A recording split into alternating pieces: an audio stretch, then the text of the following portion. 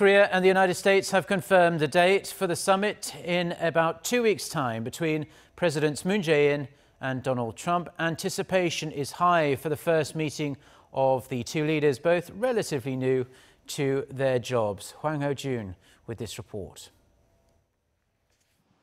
The date is set. For a visit proposed by President Trump, President Moon Jae-in will head to Washington on June 28th for a 5-day trip. Not only is this his first overseas trip since taking office, it's also his first summit with a U.S. president. The highly anticipated talks will take place at the White House for 2 days, on June 29th and 30th. The summit holds extra significance as it comes at a time when a close and firm South Korea-U.S. alliance is particularly important. The two leaders in their meeting are expected to discuss ways to upgrade the South Korea-U.S. alliance and how to fundamentally denuclearize North Korea while dealing with its provocations. Those provocations have come one after another.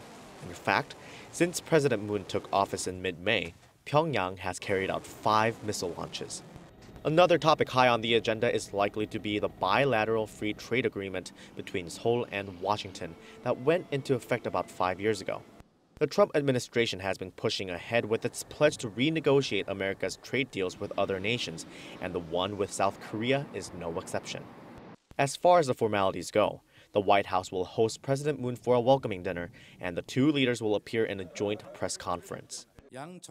We hope the talks will boost trust and the personal bond between the two leaders, while also providing an opportunity for the allies to lay the groundwork for an unshakable relationship against North Korea.